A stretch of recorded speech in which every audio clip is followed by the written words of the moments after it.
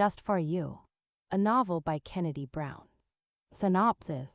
Yo, so this is the real deal about what happens when you think you grown and some smooth-talking older dude makes you believe he's your ticket out the hood.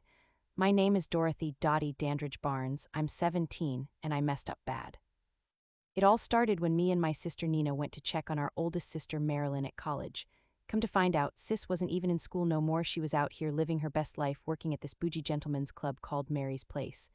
I'm talking townhouse, designer bags, new whip, the whole nine. And honestly, I wasn't even mad, I was impressed. That night changed everything though. Nina got drugged and assaulted by some rich dude with connections, and instead of getting justice, my mama took $75,000 to keep quiet and even put Nina in a mental hospital to shut her up. That messed me up, not just what happened to my sister, but how everybody in my family just folded for that money. But me, I met Alan Kelly that same night, 27, fine as hell, pilot for a private jet company. He treated me like a queen, expensive restaurants, shopping sprees made me feel seen. My mama tried to shut it down, talking about he was too old for me, but I was about to turn 18 and graduate. I felt like I knew what I was doing. So when Alan said he wanted to be with me, I left home, straight up walked out and didn't look back. For 2 weeks, I was living the dream in an extended stay motel. We were together every day and night. I thought I found my person. Then I got pregnant. Alan acted all happy, gave me $10,000 to shop for the baby, took me to this exclusive rooftop restaurant to celebrate. I really thought we were about to be a family, but a few days later, ghost, blocked my number, blocked me on everything. Gone. Come to find out, this man got a whole wife and 3 kids I didn't know nothing about. He just dipped and left me pregnant, broke, and basically homeless at 17.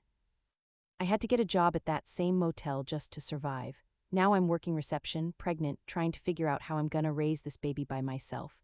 And the whole time, I keep thinking about how I treated Nina after she got assaulted, how I was so caught up in Alan and his promises that I didn't really have her back when she needed me most. Now here I am, about to be somebody's mama, too stubborn to go home and admit I was wrong, but scared I can't do this on my own. This is my story about learning the hard way that everything that glitters ain't gold, and some men will tell you exactly what you want to hear just to get what they want. Just for You is about the consequences of moving too fast with the wrong person, family secrets that hurt more than they protect, and what it really means to grow up when you got no choice but to figure it out. Chapter 1: Great Expectations. Dottie. It's been 11 months since I walked out my mama's house thinking I was about to live my best life with Alan Kelly. 11 months since I chose a man 10 years older than me over my own family. And now look at me, belly big, working a front desk job at Down Home Extended Stay, the same motel where Alan used to lay up with me before he found out I was pregnant and disappeared like he was never real in the first place. I should have known better, that's what everybody gonna say when they find out. You should have known better, Dottie. But when you 17 and somebody treat you like you matter, like you special, like you the only person in the world, you don't think about what you should know, you just feel what you feel. Let me take you back to where this all started. The weekend me and Nina went to visit Marilyn at college. We were so excited to see our big sister doing her thing, getting her education, making something of herself. Our daddy had been paralyzed in an accident, and things at home were tight. My brothers Carrie and Clark were trying to step up. We all moved into a bigger house together, and it felt like we were just starting to get back to normal. Mama finally agreed to let us visit Marilyn. We took the bus up there, ready to see her dorm room and meet her college friends.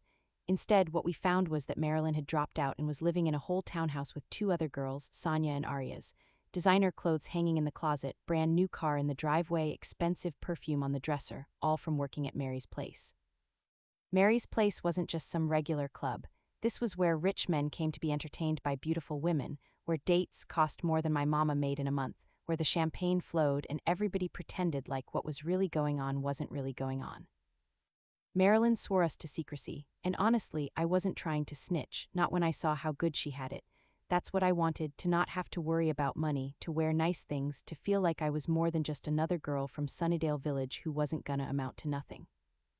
That night, Marilyn took us to a party at Mary's Place. That's where I met Alan. I can still see him looking at me from across the room, smooth brown skin, fresh cut, tailored suit that probably cost more than our rent. He walked right past all the grown women in there and came straight to me. Me, little Dottie Barnes who never had nothing and wasn't supposed to be nothing. "What's your name, beautiful?" he asked, and I swear I felt like Cinderella at the ball. "Dorothy, but everybody calls me Dottie." "Can I call you mine?" Corny, right? But at 17 that line hit different. This man, this fine, successful, grown man wanted me. He opened doors for me, held my hand, took me to Capri's Italian high-rise restaurant and told me to order whatever I wanted. He picked me up to buckle my seatbelt in his Hummer because I was too short to climb up myself, and he did it so gentle, like I was precious. That night I gave him my number. I didn't tell Marilyn or Nina I left the party with him. I just said I was going to the bathroom and slipped out. We were only gone for a couple hours, but in that time, Alan made me feel like I was the center of his whole world. When we got back to Mary's place, everything had gone to hell. Nina had been drugged and assaulted by Runyon Nesbitt, some small-time music agent with money and connections. Arias had set her up with him even though all the other girls knew to stay away from him, but Nina was young and impressed by the money, and Runyon took advantage. The only reason it didn't turn into a whole police situation was because Runyon's father-in-law was Assistant Solicitor Denton Wayne Pearson. They kept everything quiet, paid my family $75,000, and made Nina sign papers saying she wouldn't press charges. My mama took that money, took it and made Nina promise not to tell Daddy who really hurt her.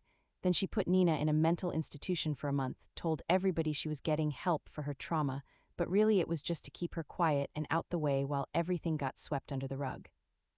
I should have fought harder for my sister, I know that now, but at the time I was so angry at my mama for selling Nina's pain for money, angry at Marilyn for bringing us into that world, angry at Nina for not fighting back harder, and angry at myself for not being able to do nothing about it.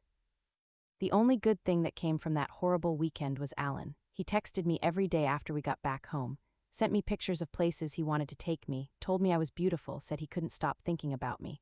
When my mama found out about him and tried to forbid me from seeing him because he was too old, I felt like she was just trying to control my life like she controlled Nina's.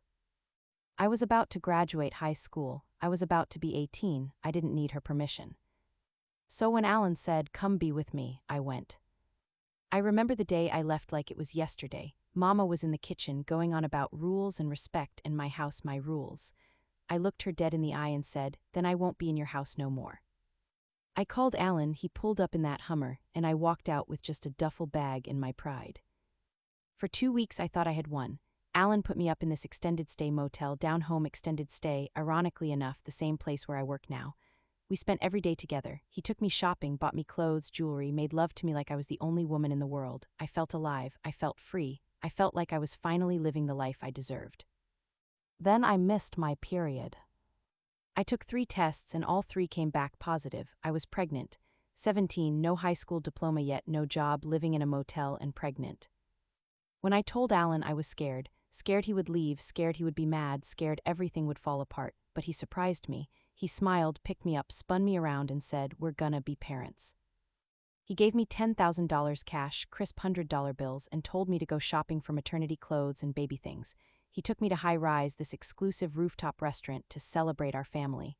I ordered the most expensive thing on the menu and didn't even feel guilty about it. This was my life now. This was the life Alan was giving me and our baby.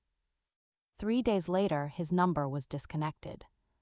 I thought it was a mistake at first, called from the motel phone straight to voicemail, checked his social media, blocked every single account, Instagram, Facebook, Snapchat, blocked. I went to the airport where he worked. Security wouldn't let me pass the gate. I asked them to call Alan Kelly and they looked at me like I was crazy, said they couldn't give out employee information. That's when one of the cleaning ladies at the motel, Renia, sat me down and told me the truth. Alan was married, had been married for 6 years, had 3 kids, 2 boys and a girl. His wife's name was Yvonne, and they lived in a nice house in the suburbs with a white picket fence and everything. I was the side chick, the secret, the girl he kept blocked from his real life so his real family wouldn't find out. And now I was pregnant with his baby, with $10,000 that was supposed to last me and a child for 18 years, living in a motel room that was paid up for 1 more week. Renia helped me get the receptionist job at Down Home Extended Stay. Said the manager owed her a favor. "It don't pay much, but it's enough to keep a roof over my head and food in my stomach." The other girls who work here, housekeeping, front desk, the cook, they became my family. They threw me a little baby shower, helped me set up the crib in my room, taught me about WIC and Medicaid and all the resources I was gonna need. But every night when I lay down in that bed with my hand on my belly, feeling my baby kick, I think about the choices I made. I think about how I disrespected my mama, how I wasn't there for Nina when she needed me most, how I walked away from my family for a man who was never really mine in the first place.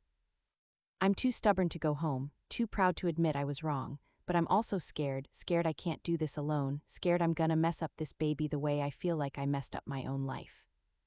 My name is Dorothy Dandridge Barnes. I'm 17 years old, 8 months pregnant, and about to be somebody's mama. And this is the story of how I learned that just because somebody says something is just for you, don't mean it's really yours to keep.